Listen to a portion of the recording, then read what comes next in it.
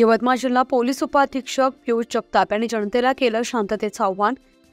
यवतमाळ जिल्ह्यातील उमरखेड तालुक्यातील ठाणकी व बिळू येथे घडलेल्या घटनेबद्दल यवतमाळ जिल्हा पोलीस उपअधीक्षक पियुष जगताप यांनी आज दिनांक 19 सप्टेंबर रोजी दुपारी 2 वाजता उमरखेड पोलीस ठाण्यात पत्रकार परिषद घेऊन कोणत्याही व्यक्तीनं समाज माध्यमांवर कुठल्याही प्रकारची निषेधार्थ पोस्ट केल्यास त्याच्या विरोधात कडक कारवाई करण्यात येईल असा इशारा दिलाय।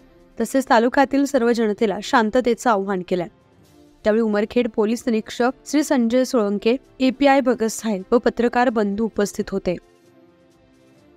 गणपतीच्या विसर्जनाबाबत जो बंदोबस्त आला होता तो बंदोबस्त आम्ही यशस्वीपणे पार पाडलेला आहे। या बाबतीमध्ये गणपती बंदोबस्तामध्ये ज्या समाजातल्या प्रतिष्ठित व्यक्तींनी, ज्या सर्व धार्मिक व्यक्तींनी आम्हाला सहकार्य केलेलं आहे त्यांच्या सर्वांचं मी यवतमाळ जिल्हा पोलीस दलातर्फे आभार व्यक्त करतो।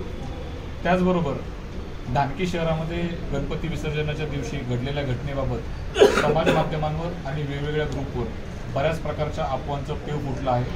माझं सर्व पत्रकार बंधूंच्या माध्यमातून सर्वांना याबाबतीतली स्पष्ट सूचना आहे की अशा प्रकारच्या कोणत्याही अफवांना आपण बळी पडू नका।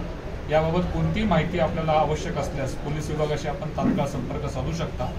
अशाच प्रकारची एक व्हिडिओ क्लिप ठाणकीच्या प्रकरणाबद्दल समाज माध्यमांवर व्हायरल होत असल्याची आमच्या गोपनीय सूत्रांनी माहिती दिलेली आहे आणि त्या व्हिडिओ क्लिपच्या संदर्भामध्ये आम्ही आता पोलीस विभागातर्फे सुमोटो कारवाई करून त्याबाबत गुन्हा नोंद करीत आहोत।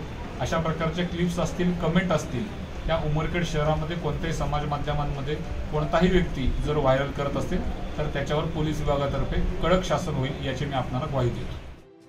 न्यूज 15 मराठीसाठी प्रतिनिधी किरण मुक्कावार, उमरखेड, यवतमाळ।